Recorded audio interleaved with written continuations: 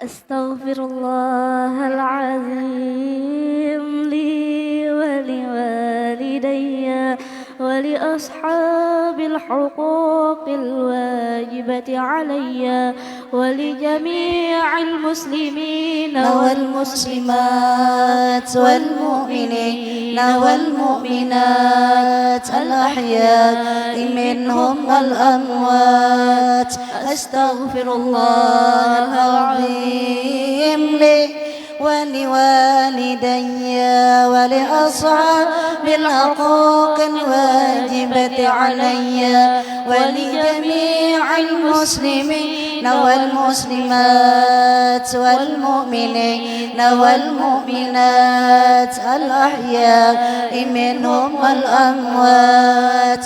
أستغفر الله العظيم لي ولوالدي ولأصحاب الحقوق الواجبة علي ولجميع المسلمين والمسلمات والمؤمنين والمؤمنات الأحياء منهم والأموات.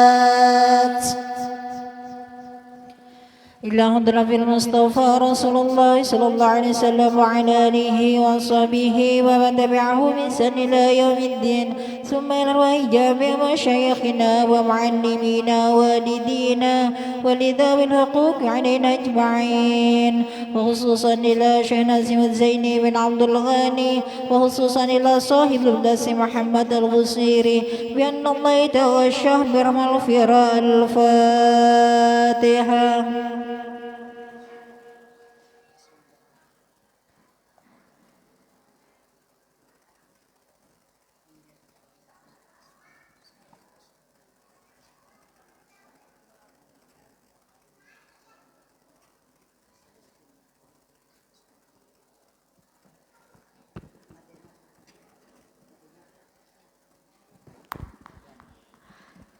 الحمد لله منشئ الخلق من عدم، ثم الصلاة على المختار في القدام. مولاي صل وسلم دائما أبدا على حبيبك خير الخلق كلهم. يا ربي صل على من حل في الحرم، محمد مصطفى من خص بالكرم.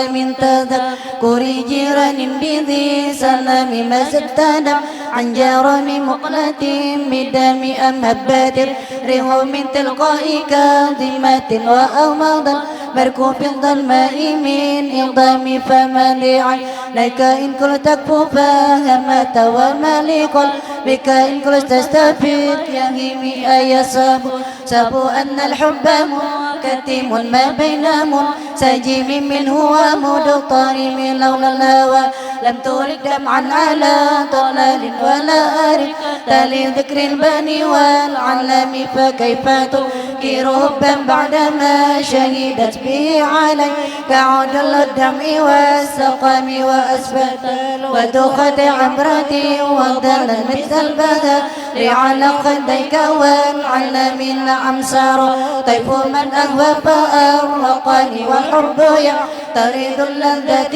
بالألم. يا لئيمي بالهوى الأضري معدلة مني إليك، ولو أنصفت لم تلومي عدتك لي لسري بمستتير عن الغشاة ولدي بمنسم محدتني نسلك لست أسمعه. إن المحب عن الأنظل في صمم إني تناصي الشيب في عندل وشيب أبعد في نص عن التهم. فإن مرتي بسوء ما تعذت في جانها بالنذر الشيب والحرم. ولا عن من الفعل الجميل كرديف الألم فبرأسي غير محتشم. لو كنت أعلم أني ما أوكره كتمت سرا بدلي منه بالكتم. مولاي صل وسلم دائما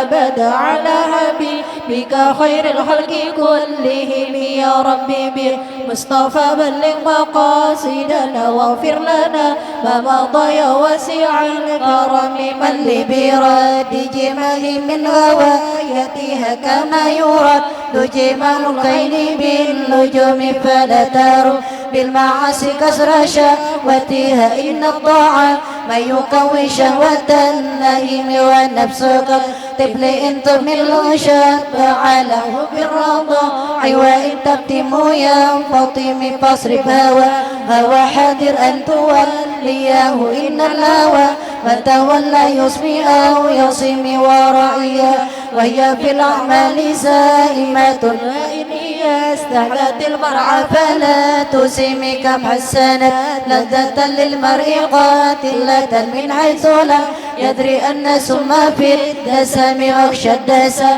ليس من جوع ومن شبع فربما وشاة شر من التخم واستفرغ دمع من عين قديم تلأت من المحارم ورسم يمية الندم وخليف نفس والشيطان وعصيم وإنهما فحدك نصفت لهم ولا تطع منهما خصما ولا هكما فأنت تعرف كيد الخصم والحكم أستغفر الله من قول بلا عمل لقد أسبت به لسندي وقومي أمتك الخير لك ما تمرت به وما استقمت فما قليلك استقيم ولا تزل وتقبل موتي نافلة ولم أصل لسوى فرضي ولم أسم مولاي صل وسلم دائما أبدا على حبيبك خير الخلق كلهم يا ربي بالمصطفى بلغ مقاصدنا واغفر لنا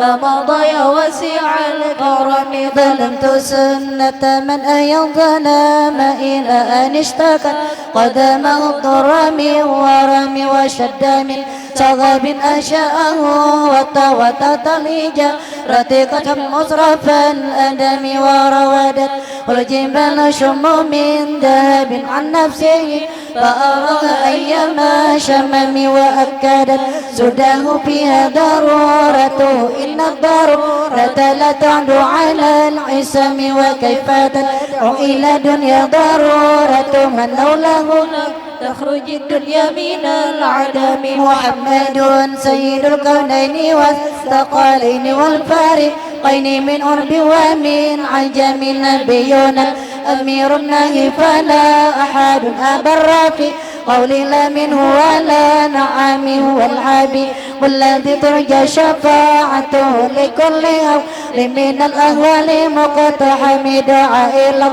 الله فالمستمسكون به مستمسكون نبي عبد غير منفصم فقد نبينا في خلق وفي خلق ولم يدع في علم ولا كرم وكله من رسول الله معتمس فمن بريء رشف من الديام ووقف لدي عند هديهم من نقطة العلم شكلة الحكام فوالذي تم معناه وصورته ثم اصطفى وببنبري والنسم منزه عن شريك في محاسنه فجوار حسن في غير منقسم دعم دعت والنصارى في نبيهم وكن بما شئت متى فيه وتقيم فانصب إلى ذاته ما شئت من شرف وانصب إلى قدره ما شئت من يمضم فإن فضل رسول الله ليس له أحد فيعرب عنه نتيكم بفامرنا السابق قدره آياته عند من أحيا اسمه حين يدعى دار سر من لم ينتهي نبي معتوي العقول به رسل علي نفلم نتفلم نهيم أي الورى وما معناه فليس يرى القرب والبعد منه غير فهم كشمس تظهر العينين من بعد صغيرته وتكل طرفا من أمام وكيف يدرك في دنيا حقيقته كمنية منتزل عنه بالعلم فمبلغ علمي في أنه بشر وأنه خير خلق الله كلهم وكلها إن أتى رسل كرام بها فإنما اتصلت من نوره بهم فإنه شمس فضل هم كواكب ويزرنان وراها للناس في الظلام أكرم بخلق نبي زنه خلق مستقل بالبشر مبتسم كالزهر في طرف البدر في شرف والبر في كرم والدار في إمامك أنه وهو فرد في جلالته في عسكر إن تلقاه في الشام كأنما اللؤلؤ المكنون في صدف من معدن منطق منه ومبتسم لطيف بايع للطرب دماء ضمه طبال تشق منه وعمل تسمي مولاي صل وسلم دائما أبدا على حبيبك خير الخلق كلهم يا ربي بالمصطفى بلغ مقاصدنا واغفر لنا ما مضى يا واسع الكرم. أبان مولده أنت بعنصره ياتي بمبتدأ منه ومختتم يوما تفرس فيه الفرس أنهما قد أنذروا بحلول البؤس والنقم وباته والكسرى ومنصدع كشم لأصحاب كسرى غير ملتئم والنار خامدة الأنفاس من أسف عليه والنهر ساهل العين من سدم واسع أساوة أن غضت بحيرتها ورد واردها بالغيب حين ضمك نبي النار ما بالماء من بلل حسنى وبالماء ما بالنار من ضرم واللجن نتعطف الأنواع رساطعة واللحاق ويظهر من معنى ومن كلمة عامة وصم فإعلان البشائر لم تسمع وبارقة الإنذار لم تشمي من بعد ما أخبر الأقوال مكاهنهم بأن دينهم لمعاد لم يقم وبعد لما عينوا في الأرض من شهب مقدة وقما في الأرض من صنم حتى غدا عن طريق اللوى لمن هزم من الشياطين يكفر منهزم كأنهم مرضا أبطا لو أبرهة أو عسكر بالحصى من رأتيه من أقدام به بعد تسبيح ببطنه ما نفذ المصفيه من أشياء ملتك مولا.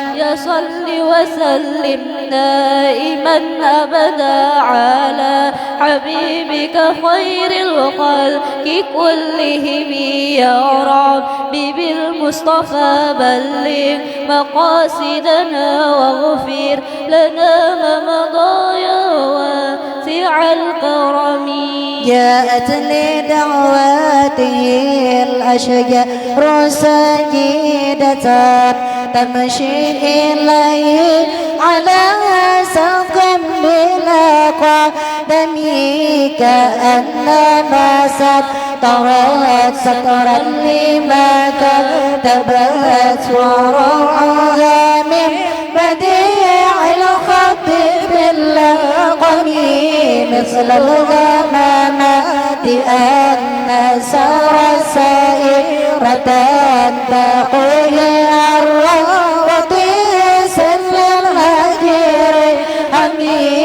أقسمت بالقمر لمنشق إن له من قلبه نسبة مبرورة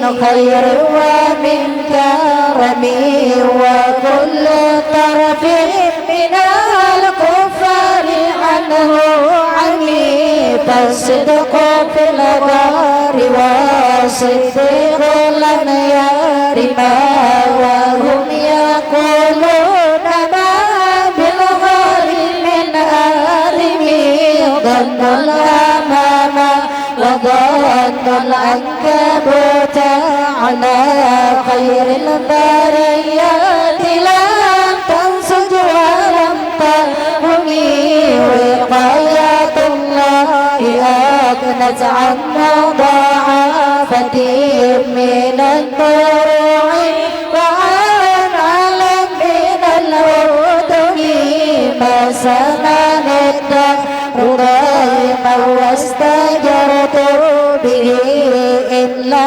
ونلت جوارا منه لم يغني ولا التمست إلى الدارين من يده إلا استلمت ندى من خير مستعلمي لا تنكر لو يميل رؤياه إن له قلبا إذا نامت العيران لم ينمي وذاك هنا بلوغ من نبوته فليس ينكر فيه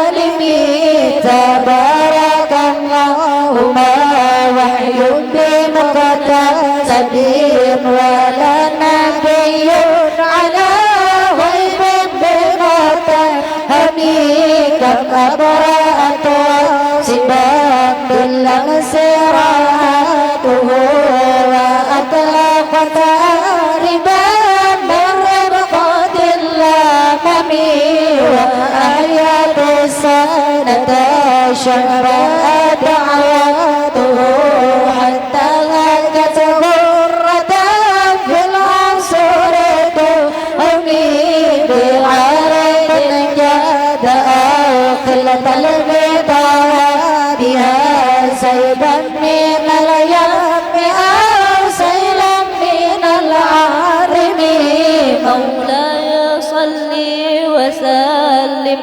دائما أبدا على حبيبك خير الخلق كلهم يا ربي بالمصطفى بلغ مقاصدنا واغفر لنا ما مضى يا واسع الكرم دعني ووصفي آيات الله ظهرت ظهورنا للكرام ليلا على علمين فالدر يسفده سوا ومنتظم وليس ينقص قادرا غير منتظم فما تطاول آمال المديح إلى ما فيه من كرم الأخلاق والشيم آيات حق من الرحمن محدثة قديمة صفة الموصوف بالقدم لم تقترب بزمان وهي تخبرنا عن المعاد وعن عاد وعن رمي دامت لدينا ففاقت كل معجزة من النبيين إذ جاءت ولم تدمي محكمات فما تبقينا من شبه لذي شقاك ولا تبغينا من حكم ما عربت قط إلا عدم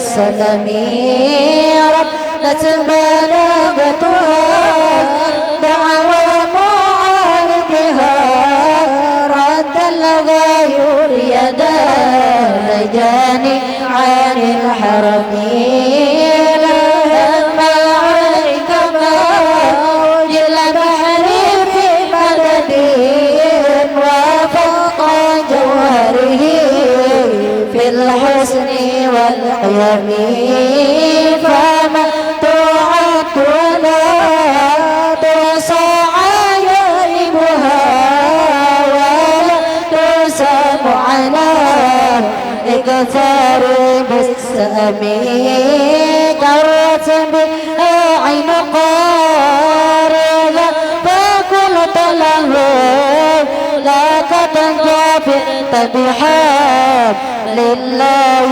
فاعتصمي إن تتلوها خفة من حر نار الهدى أتفتح لها بوردها الشبمي كأنها الحطام ينقل وجه به من العصاة وقد جاءه كالأمم وكالصراط وكالميزان معدلة فلقست من غيرها في الناس لم يقم لا تعجبا لحسود الراحة ينكرها تجهله وعين الهادق الفهم قد تنكر العين ضوء الشمس من رمد وينكر الفم طعم الماء من سقم مولاي صل وسلم دائما أبدا على حبيبك خير الخلق كلهم يا ربي بالمصطفى بلغ مقاصدنا واغفر لنا ما مضى يا واسع الكرم يا خير من يمم العفو مساحته سعيا وفوق مطون العينك الرسمي ومن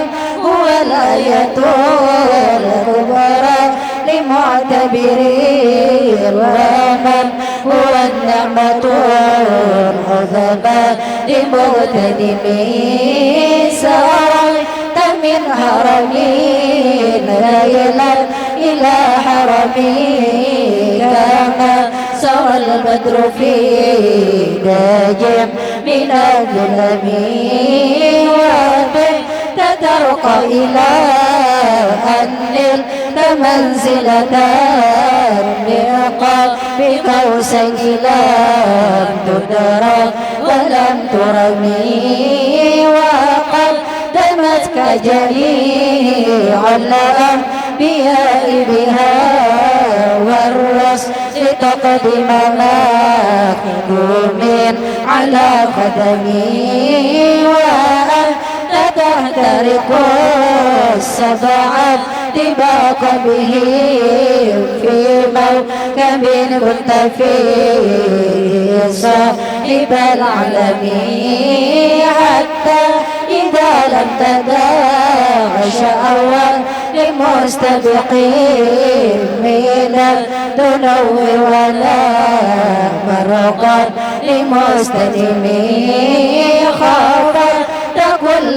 مقام بالإضافة إذنودي بالرفع مثل المفرد العالمي كيما تفوز بواصل أي مستدير عادل عيون وسر أي مكتمي فوز كل فخار غير مشترك وجزت كل مقام غير مزدحم وجل مقدر ما ولد مرتدين وعز إدراك ما ولد من نعمه بشرى لنا معشرا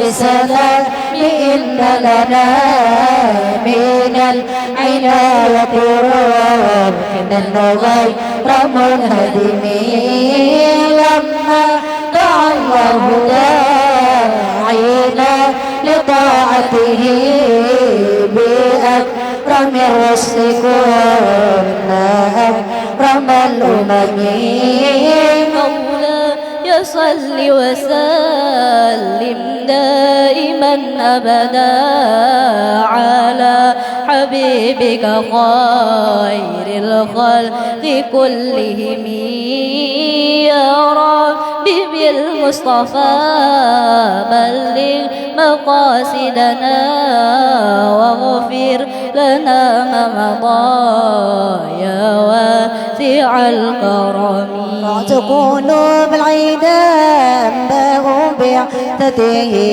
كالنبات يجفنا سفلا من الودم أزل ينقهم في كل معترك حتى كوا بالقناة لحما على وضمي وقت الفرار فكادوا يغبطون به أشلاء تسمع الإقبال والرخام لم الليالي ولا يدرون عدتها ما لم تكن من ليالي الأشهر الحرم كأنما ضيف هل ساحته بكل قرب إلى لحم العيد قريب يجر خميس فوق سابعة يرمي بموت من الأبطال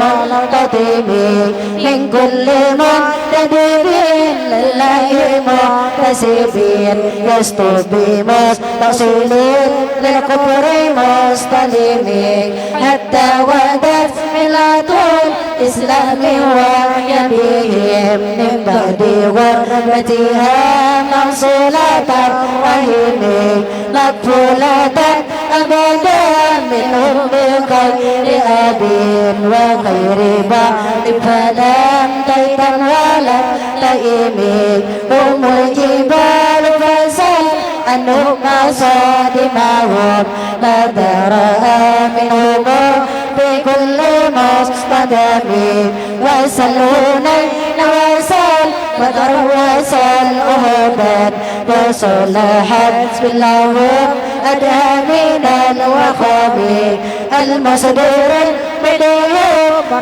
بعدما وردت من العيد كل مصد من الإمام والكاتبين بسر الخط ما تركت أقلامهم مرفجس من غير منعجم شك السلاح لهم سمة تميزهم والورد يمتاز بالسمة عن السلام تهدي إليك رياح النصر نشرهم فتنسب الزرع في الأكمام كل كامي كأنهم في ظهور للخير نبتربا من شدة الهزم لا من شدة الهزم طارت قلوب العدا من بأسهم فرقا فما تفرق بين البهم والبهم ومن تكن برسول لله نصرته إن تلقاه الأسد في أجمها تجيبه ولن ترى بولي غير منتصر به ولا من عدو غير منقسم أحل أمته بهرز من لديه كالليث هل مع الأشبال في أجابي كم جدلت كلمات الله من جديد فيه وكم خصمت برهان من خصيمي كفاك بالعلم بالأمي معجزة بالجاهلية والتأديب في اليتم. مولاي صل وسلم على حبيبك خير الخلق كلهم يا ربي بالمصطفى بلغ مقاصدنا واغفر لنا ما مضى يا وسيع الكرم. خدمته بمديه أستقيل به ذنوب عمر مضى في الشعر والخدم إذ قال لداني ما تخشى عواقبه كأنني بهما هديا من النعم أعطى غير السباب العادتين وما حصلت إلا على الآثام والندم فيا خسارة نفس في تجارتها لم تشتري بنبي الدنيا ولم تسمي ومن يبيع أجلا منه بعاجله يابر له لغم في بيعه وفي سلمي إلا ذنبا فما أغدي بمنتقدي من النبي ولا حبدي بمنصرمي فإن لي ذمة منه بتسميتي محمد وهو أوفى الخلق بذمتي إن لم يكن في معادها خذا بيدي فضلوا وإلا فقول يا زلة القدم هاشا أن يحرم الراجي مكارمه أو يجعل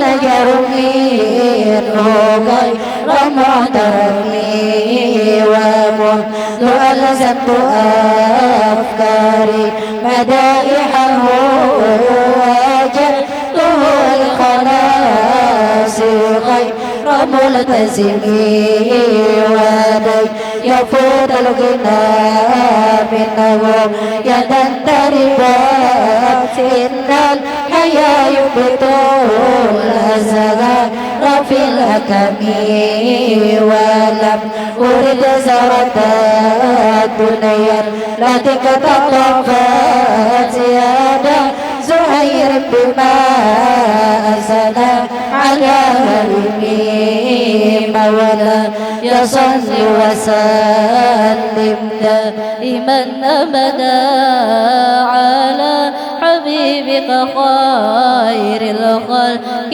كلهم يا رب بالمصطفى بلغ مقاصدنا واغفر لنا ما مضى يا واسع الكرم. يقرأ من خلق من لمن ألوذ به سواك له للحديث الغميم والنياض كرسول الله جاءك بإذن الكريم متجلى باسم منتقم فإن من جودك دنيا وضرتها ومن علومك علم اللوح والقلم يا نفس لا تقنطي من سنة عظمت إن الكلام يرى في الغفران كلما من لعل رحمة ربي حين يقسمها تأتي على حسب الحسن في القسم يا ربي واجعل رجائي غير منعكس لديك واجعل إسامي غير خادم والطب عبدك في الدارين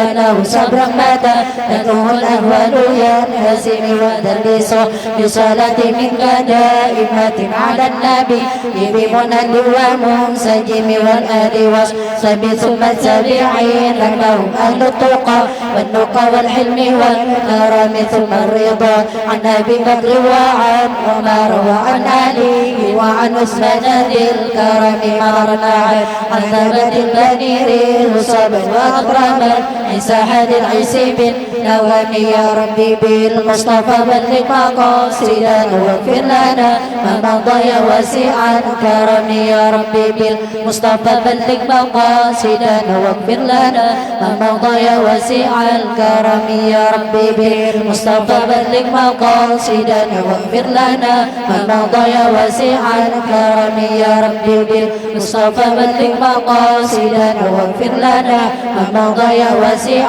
الكرم يا ربي بالمصطفى بلغ مقاصدنا واغفر لنا ما مضى يا واسع الكرم يا ربي بالمصطفى بلغ مقاصدنا واغفر لنا ما مضى يا واسع الكرم يا ربي بالمصطفى بلغ مقاصدنا واغفر لنا ما مضى يا واسع الكرم يا ربي بالمصطفى بلغ مقاصدنا واغفر لنا ما مضى يا واسع الكرم يا ربي بالمصطفى بلغ مقاصدنا واغفر لنا ما مضى يا واسع الكرم يا ربي بالمصطفى بلغ مقاصدنا واغفر لنا ما مضى يا واسع الكرم واغفر إلهي لكل المسلمين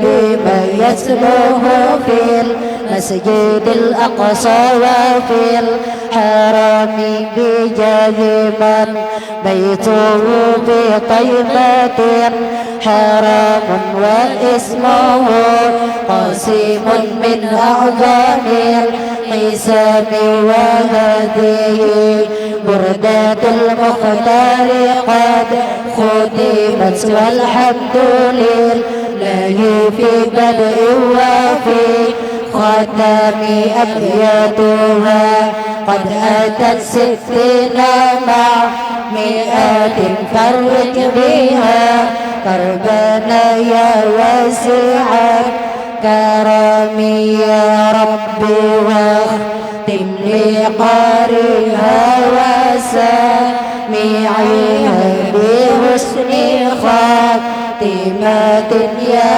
منجيا أمامي يا ربي واختم لقارئها وسامعيها بحسن خاتمة يا منجيا أمامي يا ربي واختم لقارئها وسامعيها بحسن خاتمة يا منجيا الأمم والمسلمين جميعا كلما تليت عند ذكر جيران بذي سلام والحمد لله رب العالمين.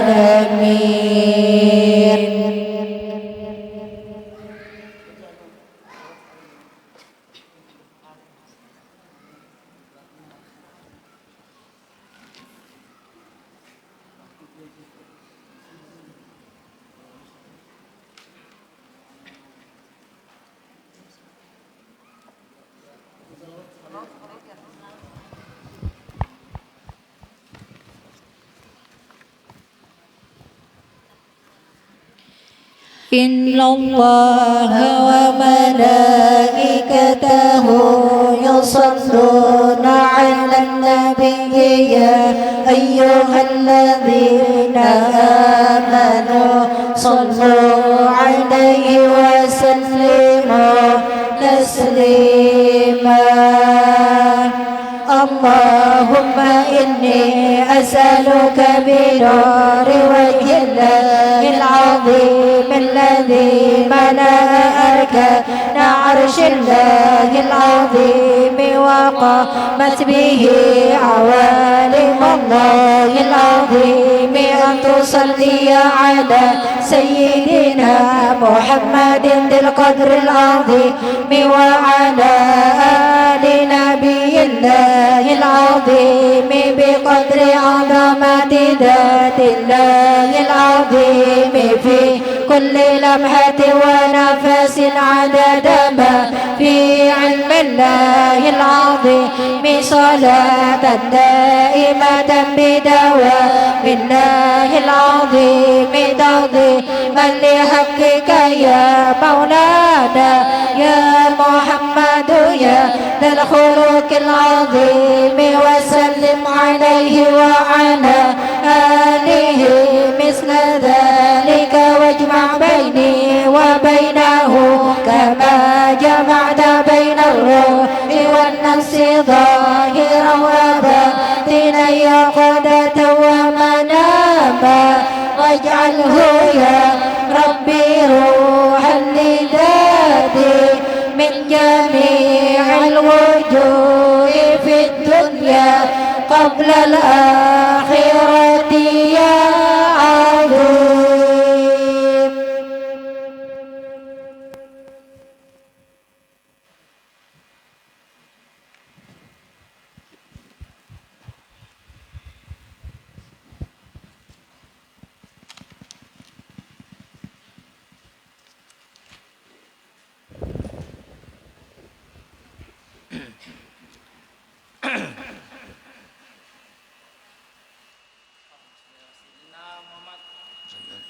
Halaman berapa ya?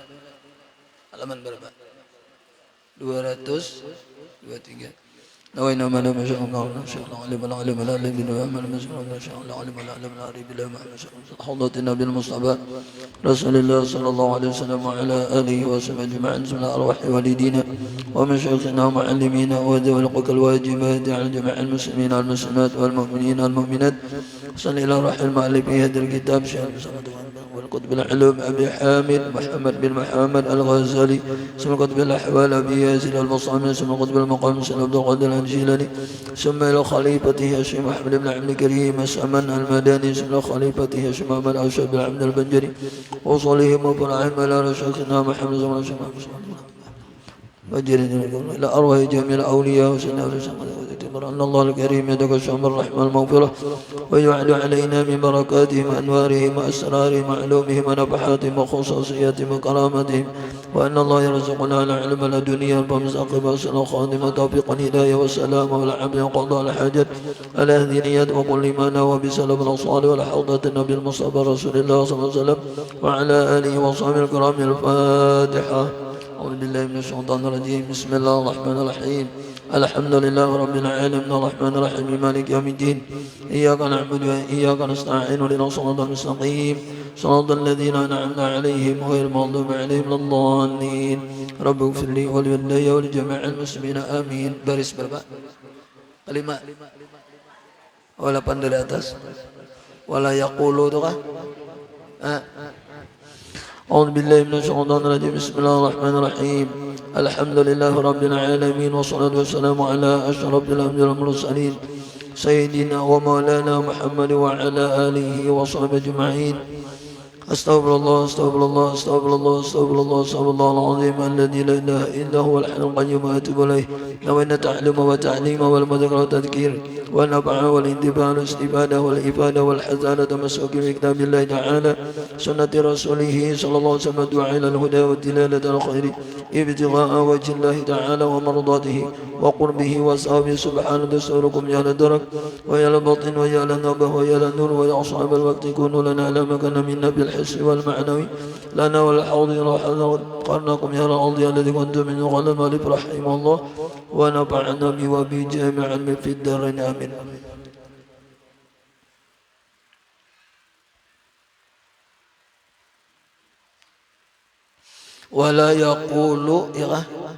ولا يقول المنكر ولا يقول بالرضا والغضب إلا الحق ويعرض عمن تكلم بغير جميل ويقني عما اضطره الكلام إليه بما يقله.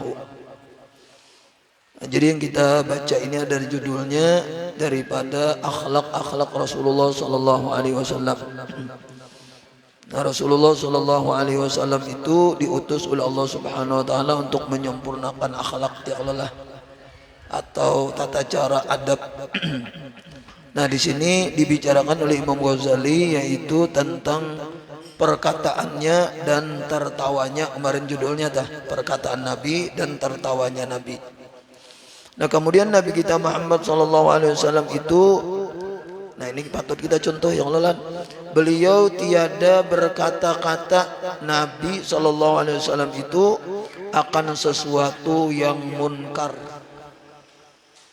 Jadi Nabi itu kada hendak, kada mau bepandir jika kita berkata-kata nang munkar. Apa nang munkar itu marunal?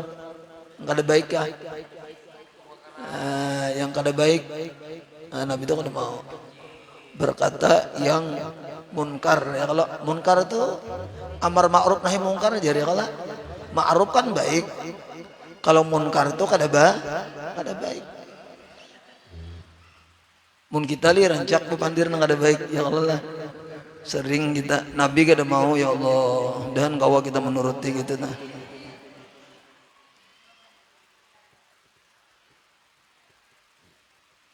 Dan Nabi itu tiada berkata ia di dalam ridhokah dan di dalam marahkah. Ridha itu senang. Nabi itu tiada berkata di dalam senang atau di dalam marah. Biar kayak apa Nabi itu kada mau melainkan dengan sebenarnya. Kalau kita rajin, kalau waktu senang, oh bagus pandirannya kalau lah. Nah, waktu kada senang, waktu marah, pandiran kada kau dikontrol lagi ya kalau sembarang sesambatan tuh. Nabi itu kada mau. Nabi itu kada mau mengatakan yang kada baik, kada mau. Ya Allah, ini kita menyatakan akur dua laki bini mungkin. Bagus banget bandir mun kada akur lalu pina macam-macam aja yang Allah. Nabi Muhammad nih akur kada akur waktu senang waktu marah nang keluar di mulut sidin tuh kada mau nang kada baik. Nang baik dan nang benar, nang sebenarnya.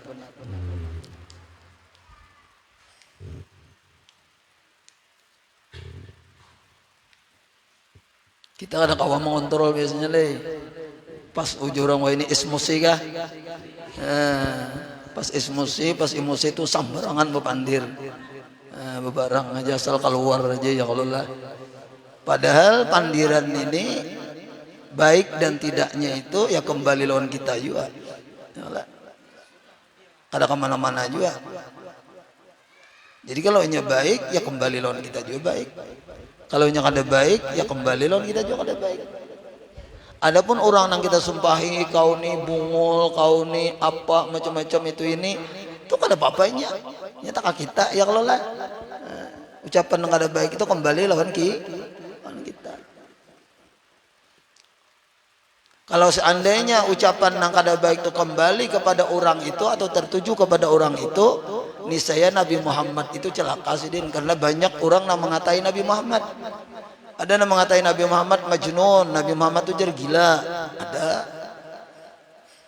Ya Allah lah seandainya kata-kata itu kembali kepada atau tertuju kepada Nabi Muhammad gila ya Allah. Nabi Muhammad tukang sihir aja.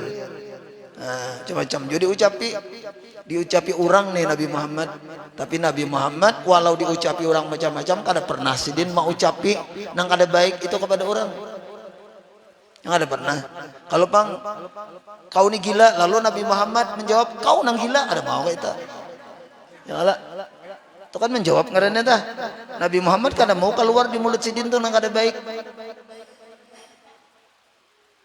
Jadi kalau ada orang menyumpahi kau ni gila, paling-paling Nabi Muhammad kan mengatakan kau baik. kau normal, kau sehat. Nah, nang keluar itu nang baik. mun kita bisa menjawab sekali maronal nih. Jawabannya panjang banget pulang ya kalau dipadakan orang nang kada baik lalu kada jawab menyambat misalnya kada sekali kada jawab tak. Seandainya kayak kita disambati orang kau ni gila jar, mungkin kita menyambat kau nang gila, kau nang bungol, kau nang tambok, kau teh anjing teh lasso. Ya Allah, itu banyak benar tuh kira-kira anunya nih apa namanya ujar kita tuh tambahannya. Tambahannya Nabi Muhammad menjawab sekali aja kan mau sih Den. Nah, jawab sekali aja ada mau. Kau gila, kau nang gila kan mau ya Allah. Ada mau. Apalagi beberapa kali. Ya dah. Lengkap ya kalau lah. Nah, mudahan kau menurutin ini nah supaya nang keluar di mata kita nang baik, ya kalau keluar di mulut kita nang baik. Itu dah. Karena Allah Subhanahu wa taala memberi nikmat nih kaki, tangan, ya Allah, mulut, telinga, gunakanlah kepada nang baik-baik. Kita menggunakan kepada nang baik bukan untuk orang, untuk kita juga, ya Allah. Kalau bang untuk orang atau untuk apalagi untuk Allah Taala ada ya Allah lah. Untuk kita juga. Man amila sholihan fali nafsi. Artinya barang siapa beramal baik untuk dirinya.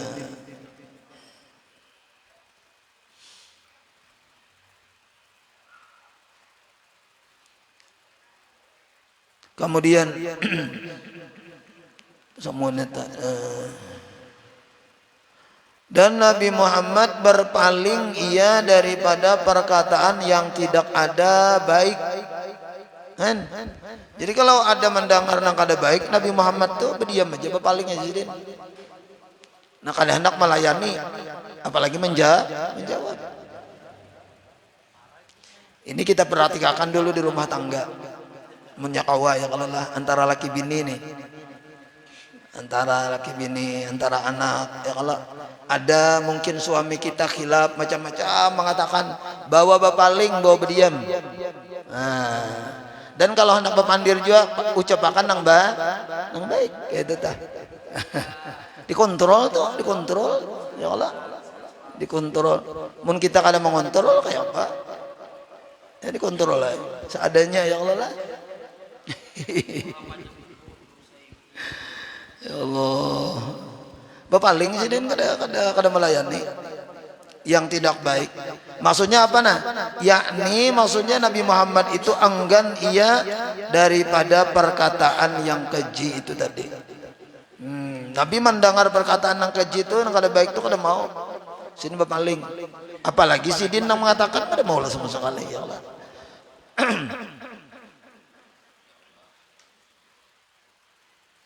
Ditinggalkan beliau dengan berpaling. Jadi Nabi berjauh aja maksudnya dah kada melayani, kada menjawab. Karena sidin kada katuju mendengar kata-kata yang kada baik itu. Sini istilahnya itu berpaling itu berjauh aja kita. Sebejauh bisa juga. Dan berkata ia dengan kinayah. Nah, kalaupun Nabi hendak mengatakan yang kada baik itu dengan kinayah. Daripada sesuatu perkataan yang sangat hajat kepadanya, mengata akan dia dengan perkataan yang keji yang dibenci oleh manusia. Dengan kinayah itu kita dengan singgungan aja. Ya Allah lah, kada hendak kata-kata yang kada baik itu dikeluarkan oleh Nabi. Cuma kalau kinayah ibarat singgungan tuh mau aja sidin ya Allah lah. Singgungan. Model kayak ini nah ujar Nabi, kullu ummati yadkhulunal jannah. Setiap umatku tujuan Nabi semuanya masuk surga. Illa man aba, kecuali jar Nabi nang kada mau. Nah, singgungan kalau nih. Kada kasar Nabi itu. Bah, semua umatku masuk kecuali nang kada mau. Nah, gitu dah. Lalu ujar sahabat, siapa nang kada mau? Man ata'ani dakhalal jannah Nabi. Barang siapa yang taat kepada aku masuk surga. Wa man asani faqad aba. Barang siapa yang maksiat kepada aku itulah nang kada mau masuk surga. Kada mau Nabi kasar, itulah nang masuk neraka. Anar mau. Ya Allah, Nabi Muhammad nan pakai kinayah aja sih deh. Siapa nang taat lawan aku masuk, siapa nang kada taat itu nang kada mau saudara ke mana? Neraka. Ada mau sih nyebut neraka. Hebatnya Nabi Muhammad. Karena neraka itu kan kada nyaman didengar, ya kalau lah. Iya, ada nyaman didengar, ada enak. Kau masuk neraka ada nyaman kan, ada enak.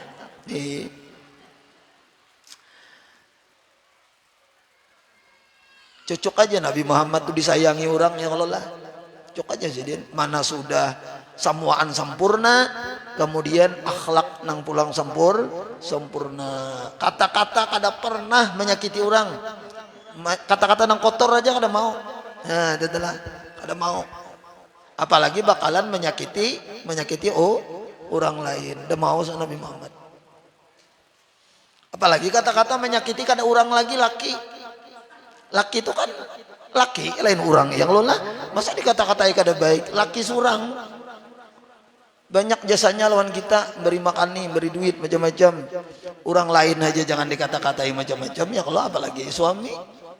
Suami ini kan banyak jasanya lawan kita. Nah, itu tuh yang kita belajar ya kalau marunal belajar lah marunal ya. Pelan-pelan ya kalau. Pelan-pelan sedikit belajar yang baik ya Allah.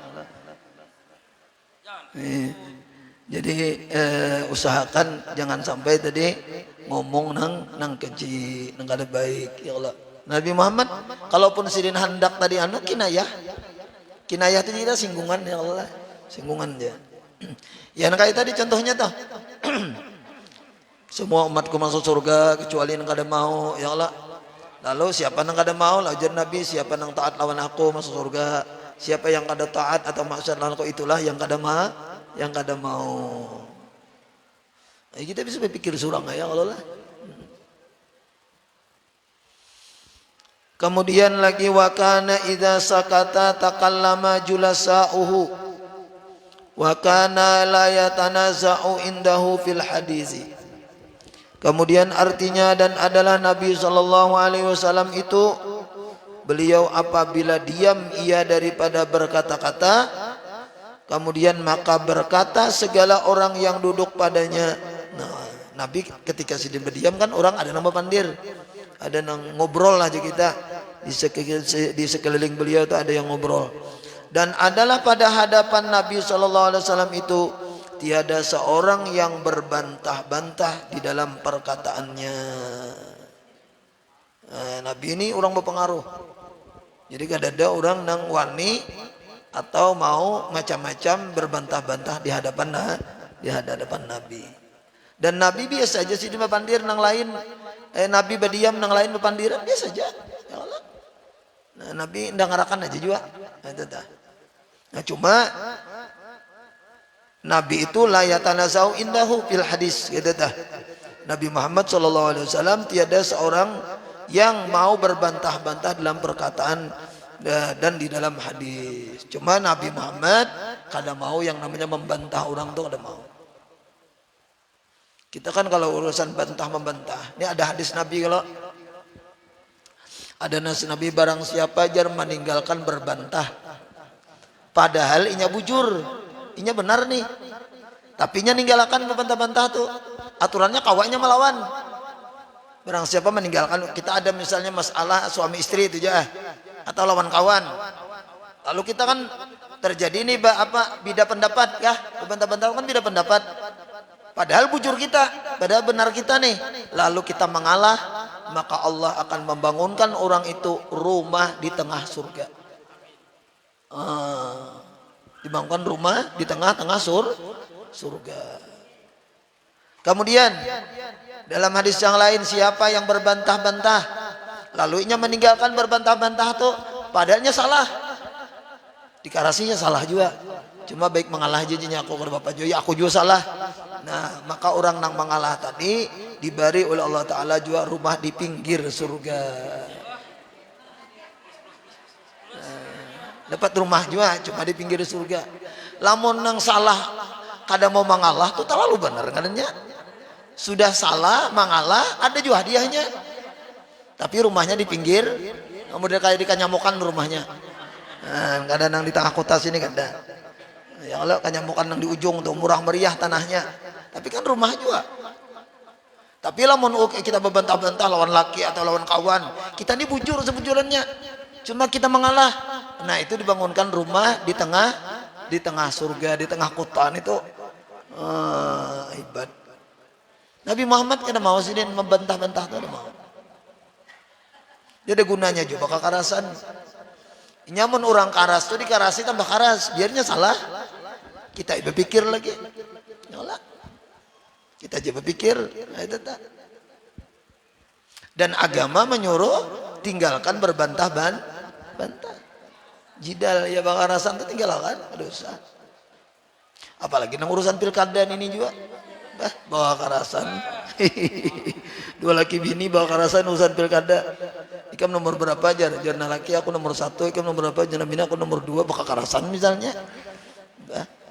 Rugi bener ya Allah.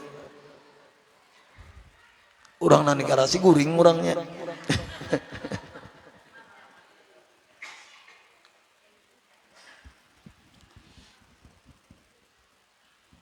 Mudah-mudahan kau malakan ini sedikit. Ini juga nang yang lelah.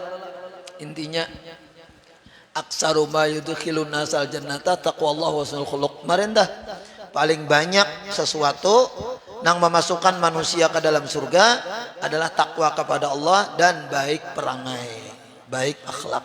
Ya kalau lah baik berkelakuan, berkata, berbuat. Nah baik akhlak. Nah kayak apa akhlak nang baik? Karena kalau di karang-karang akhlak nang baik itu menuruti Nabi. Nah kayak apa Nabi? Nah itu Nabi nang kayak itu ya kita kayak itu ya Allah lah sedikit menuruti itu. Ini nang kita ambil kesimpulannya tadi Nabi Muhammad tuh pertama dulu kada mau berkata yang munkar, yang kada baik. Banyak kayak kata-kata nang kada baik tuh anjing ya. Ya wah ini kan anak-anak anjing. Itu kan kata-kata kada baik. Dikira tadi apakah anjing sekalinya anjing ya. Jadi kan itu kan kada baik ya kalau lah. Jangan dikatakan itu.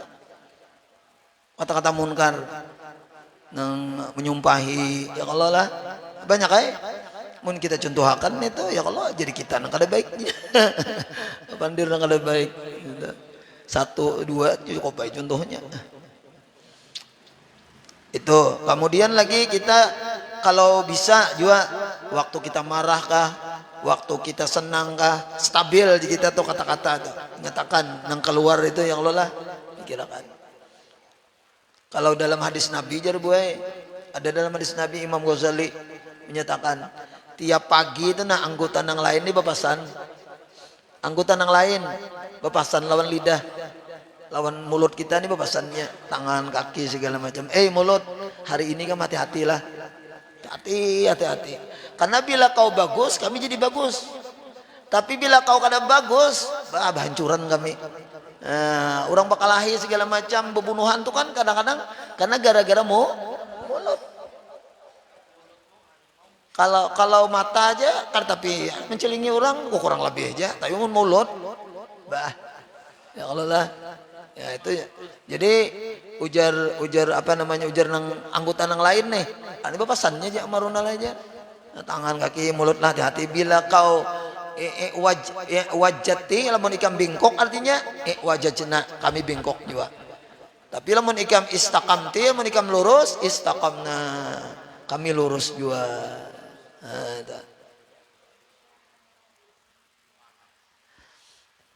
kemudian wa apa itu? Wa ya'udduka. Apanya mah? Bina tulisannya redup. Sambungannya dah. Wa ya'izuka. Wa ya'izu kalau le.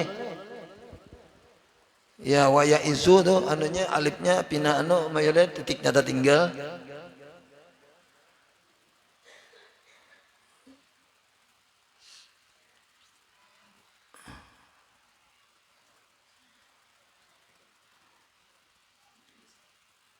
Dianailah dibikin sedikit wa yaizu Iyalah. Itu nampakkah? Sini redep tulisannya. Itu bujur. Oh ya. Wa yaizu, sini titiknya tertinggal ada. Situ adalah titiknya. Ada.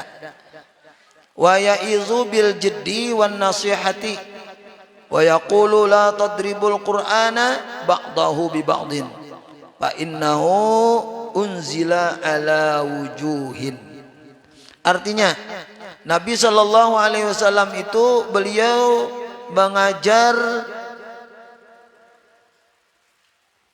apa tuh? Kada mau mencela, iyalah, itu mencela kah mah? Nah, ini kita kurungi mencela tuh, ya Allah, lebihanan aja tuh maknanya.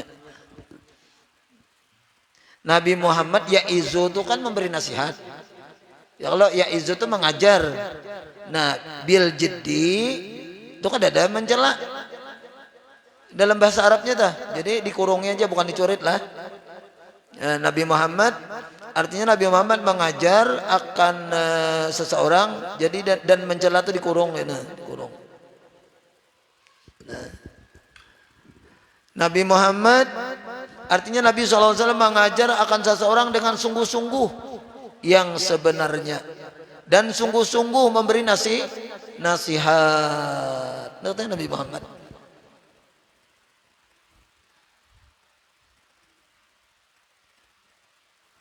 Kan wayah ini benar ya orang model berceramah tuh lucu-lucuan ya Allah lah. Nabi Muhammad tuh serius. Nah kayak Habib Umar tuh ceramah plok ada kada tertawaan Habib Umar tuh. Adalah tertawaan lah. Adalah kayak Habib Saleh misalnya datang sini. Ada itu orang caca sampai kan. Nah kayak itu bang aturannya. Cuma kenapa jarwah ini ada berlucu-lucuan? Itu namanya adalah apa namanya orang tuh model kayak mengikuti zaman kah? Ada aja bang hadisnya juga tuh rawihul qulub ja. Fa innaha in ukrihat amiyat. Itu dah. Ada bang dalilnya itulah. Jadi guru sekumpul berlucu-lucu sewaktu-waktu tuh bisa aja sih Din. Cuma kebanyakan guru sekumpul tuh serius juga. Kada nang berlucu-lucu tuh ada juga. Cuma nang paling banyak apalagi waktu di keraton tuh Sidin baca kitab tuh baca kitab jarang berlucu-lucu waktu di keraton tuh lah. Cuma waktu di urang banyak kan Sidin ada kadang-kadang berlucu-lucu. Kenapa? Karena memang adalah hadis Nabi tuh. Jadi nafsu kita itu jar in ukrihat amiyat rawihul qulub artinya bawa hiburan hati itu. Nah itu ada memang rawihul qulub bawa hiburan hati. Pak innaha maka maksudnya hati in ukrihat lamun dikarasi meungut terus merana terus nah mau dikarasi meungut sedih terus itu amiat hati itu bisa buta hati itu buta. Jadi boy pian jangan coba-coba di rumah terus mina meungut ya bawa pengajian aja sudah ada hiburan sedikit karena di rumah tuh akhirnya bisa stres bisa bunuh diri. Ya Allah lah, jadi orang-orang yang stres, orang-orang yang bunuh diri itu bawa kawanan beramian. Karena ini lamun inya dibawa merenung, bawa sedih segala macam. Nah, dikarasi ujar kita tuh kada tenang, kada tantram. Ya Allah sedih aja. Itu amiat hati itu bisa buta. Munnya buta tuh lalu kena kada kau berpikir lagi yang tajun di jambatan dah. Kasihan. Tajun di jambatan lawan anak dibawa kasihan anak ya Allah nih. Nah, itu gara-gara hati itu buta. Kenapa buta hati? Nak ada terhibur. Nah, ada terhibur. Jadi perlu juga hiburan. Nah, jadi nang lucu-lucu bujur aja juga. Cuma kalau Rasulullah sini, nah serius, majar tuh. Yalah, ada. Nah, jadi persis lah kayak model kayak Habib Umar, ya berceramah kan ya masih berceramah. Kadang ada jarang ada jarang ada. Habib Saleh bin Muhammad, Nabi Muhammad bin Saleh Al-Atas gitu juga. Nah, itu tuh. Jadi guru bahid, guru itu serius, serius. Nah, itu nang sabujurannya tuh. Dan aku bahari lah. Soalnya umurku ini kan kurang lebih 50 berapa major kita? 53 bahari. Bila ada pengajian di kampung tuh masih ingat aku jarang ada nang lucu-lucu tuh. Ya orang bicara makanya ngantukan bahari itu. Nah, ngantuk. Lalu ada guru sekumpul belucu-lucu, ya Allah lah ada tuh. Nah, jadi bujur tuh bujur kan ada bapak itunya tuh kan, lucu-lucu tuh. Ada. Cuma kalau Rasulullah ini nah, beliau wa ya'izu tadi, beliau itu adalah kalau sudah mengajar bersungguh-sungguh yang sebenarnya. Makanya kita belajaran nih ya kadang harus lucu terus ya kalau lah cuma sekali lucu-lucu ya kurang lebih aja bang. Cuma nang iyanya itu belajaran. Lain bicara mah ini, mun bicara mah beberapa mana aja aku kurang lebih aja bicara mah. Ceramah kayak apa kah ceramah tuh ya Allah ceramah bang. Ya ilmu juga bang aturannya tuh. Karena itu orang banyak mengeleh, orang banyak tadi ada kan anunya. Jadi kita tuh sesimpangannya, tuh kurang lebih aja. Kalau kita belajar nih serius kalau bisa kayak itu tak. Karena Nabi Muhammad tuh macam itu. Dan adalah ia berkata ujar Nabi, jangan kamu palu. Nah, ya kalau jangan dipalu dipukul akan Al-Quran itu setengahnya dengan setengahnya, yakni jangan kamu sangka akan Quran itu berlawanan setengahnya dengan setengahnya, karena bahwa Quran itu diturunkan atas beberapa jalan daripada maknanya itu dan beberapa bahagianya. Ini masalah Quran. Di antara Quran tuh ada nang modal ujar kita tuh sedikit ada berlawanan. Tapi jar Nabi sebujurnya kada berlawanan. Karenanya turun tuh hari ini, isuk, nang tahun depan, tahun nang ya kalau lah. Jadi itu ada kisahnya masing-masing. Nah kayak itu tah. Nah, jadi kada nang berlawanan sebujurannya. Kalau ada nang berlawanan tuh kita aja nang kada paham, kada ada jar Nabi. Quran itu berlawanan antara satu dengan yang lainnya. Karena dia turun atas beberapa jalan dengan maknanya masing-masing dan atas beberapa bahagi. Nah misalnya inilah ujar Tuhan ada zaharal fasadu fil ardi wal bahri bima kasabat aidinas, ada kalau telah nampak kerusakan jar di mana-mana, di darat, di laut dengan sebab ulah manusia. Ya kalau lah ini seakan-akan manusia itu bisa merusak. Di ayat yang lain, kul kullum min indillah. Katakan olehmu semuanya itu dari Allah. Nah, itu kan model balawanan dah. Nah, balawanan. Nah, kenapa bisa balawanan? Nah, itu satu ayat syariat namanya ayat syariat. Ya, yang kedua ayat hakikat. Sebujurnya kan ada balawanan. Cuma kalau ada balawanan tuh kita aja nggak tahu ya kalau lah.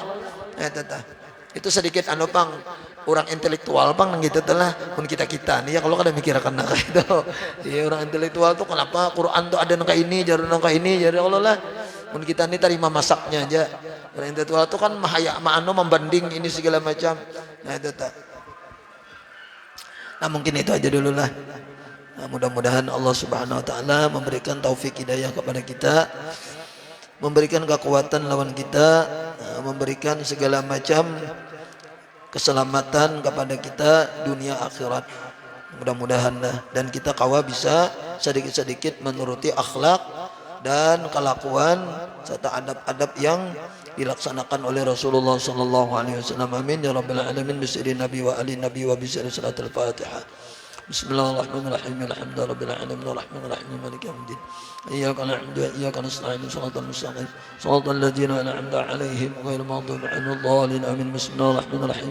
Alhamdulillahirabbil alamin. Allahumma shalli wa barik wa karim ala sayyidina Muhammad wa ala alihi wa sahbihi ajma'in. اللهم صل على عيبنا وعيب ما علمنا عنه وانت بركات علم من. اللهم ارزقنا الاخلاص في طلب العلم ونشر في جماعه العبادات. ربنا اتنا في الدنيا حسنه وفي الاخره حسنه وقنا عذاب النار.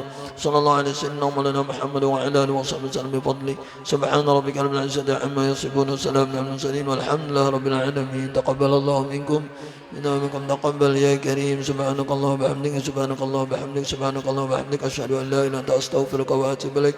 ما شاء الله لا قوه الا بالله. اللهم صل على سيدنا محمد. Belum. Gendang kah?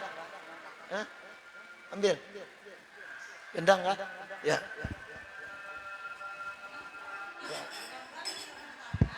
Nih. Bawa gendang jar. Itu kalau ada hendak air nang penarang hati ada nih lah. Masih ada. Siapa tahu ada nang semalam dibacakan Habib sudah kan. Ada sisanya.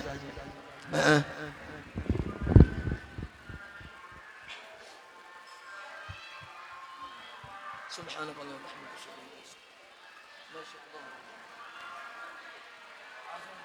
Let's go. Let's go to